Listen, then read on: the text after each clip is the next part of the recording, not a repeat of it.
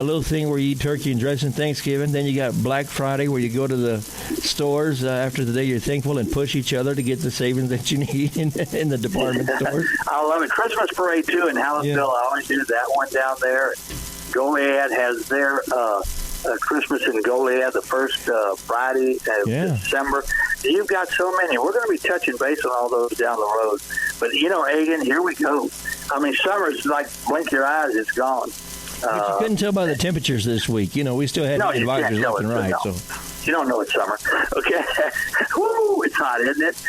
Talk about those guys that do it 2-a-days and the football field and stuff like that. And even in band practice, there's a lot of folks out, it's especially if you've been inside all summer playing Fortnite, it's scary. It's scary. It takes a little while to get adjusted, but good luck to all the area teams. Good luck to the teachers, the students. Hope you all have a great year. Anything else before we let you go, Gary?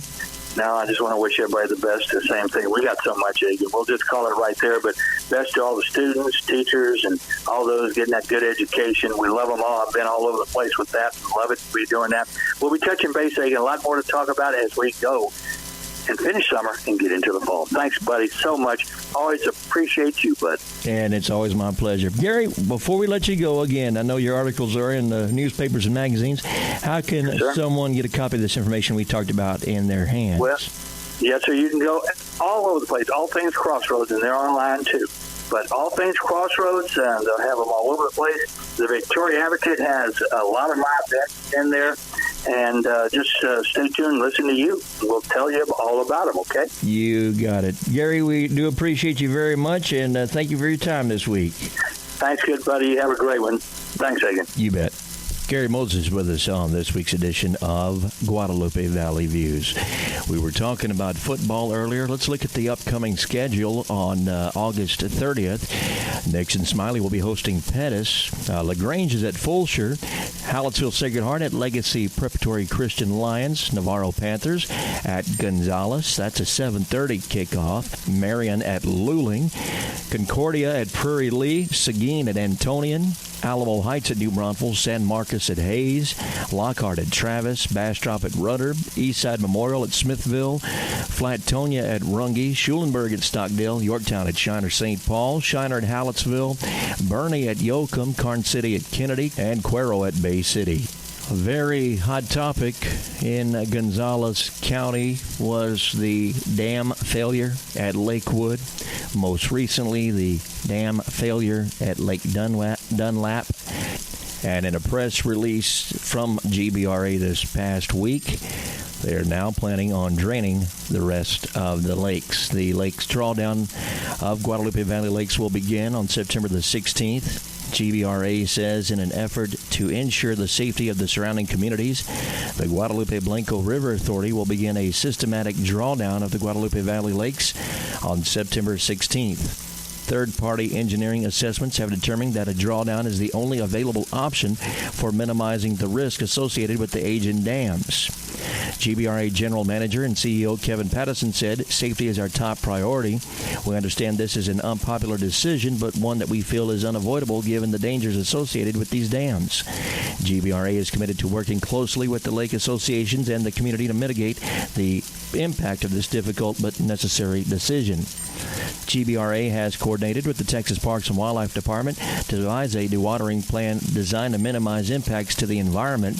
The dewatering will begin at the southernmost lake, Lake Gonzales, on September 16th and continue upstream to Meadow Lake, Lake Placid, and Lake McQueeney. The drawdown is expected to take 3 days per lake, with the dewatering of all lakes completed by the end of September, barring any unforeseen delays. GBRA is making efforts to communicate directly with affected property owners, providing advance written notice by mail on August 16th and additional written communications with specific information about the drawdown before it begins. The hydroelectric dams that form the recreational lakes along the Guadalupe River have surpassed the end of their useful life at more than 90 years old. Over the past several several years, GBRA has instituted a variety of safety measures, including adding signage and buoys and establishing and extending restricted zones around the dams and installing real-time monitoring cameras, as well as sirens and public address systems to warn people of the hazard. Despite these efforts, monitoring systems continue to capture people within the restricted area they're close to, and in some instances on top of the dams, intensifying public safety concerns. Despite regular maintenance, including significant repairs made to the dams following the floods of 1998 and 2002, assessment by the nationally recognized engineering firm of Black & Veatch has indicated the original structural steel components at each of the dams are compromised. Following the spillgate failure at Lakewood in 2016, Freeze and Nichols Incorporated identified the case of the failure, and GBRA began emergency repairs to address this issue at other dams. While the failures at Lakewood and Lake Dunlap were both due to deterioration of original steel components, the failure at Lake Dunlap was attributed to an entirely different issue than the failure at Lakewood, intensifying concerns surrounding the unpredictability of spillgate failures. Ensuring the long-term sustainability of the dams is a community endeavor. GBRA is working in partnership with the Guadalupe Valley Lakes Lake Associations and affected residents, as well as city and county officials, to determine the best course of action for identifying, funding, and completing the necessary replacement of the dams.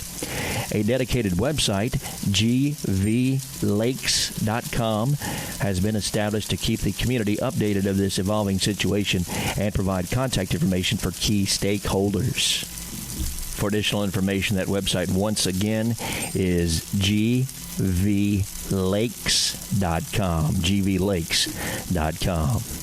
In other river news, more specifically the San Marcos River, a Texas watershed steward workshop on water quality related to the upper San Marcos River will be held from 1 until 5 p.m. September 17th at the San Marcos Activity Center, 501 East Hopkins Street in San Marcos.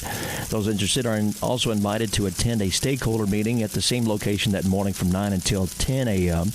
The workshop is presented by the Texas A&M AgriLife Extension Service and Texas State Soil and Water Conservation Board in cooperation with the Meadows Center for Water and the Environment at Texas State University. The training is free and open to anyone interested in improving water quality in the region. Light refreshments will be provided. Participants are encouraged to pre-register at the Texas Watershed Steward website, tws.tamu.edu. Again, taws.tamu.edu. The Eagle Ford Consortium will hold its regionally quarter meeting on Thursday, August 29th from 10 a.m. until 2 p.m. at Palo Alto College in the Ozuna Center, Legacy Room 101 at 1400 West Viaret Boulevard in San Antonio. Legislation from the recent legislative session will have impacts on rural communities in the Eagle Ford Shale. From broadband access to taxation, changes are coming to the region that will have a long-lasting effect. Everyone is welcome to attend, and lunch will be provided. Thank you for joining us for this week's edition of Guadalupe Valley Views. I'm Megan Barthels. SoCenTex Radio News. Have a great weekend, friends.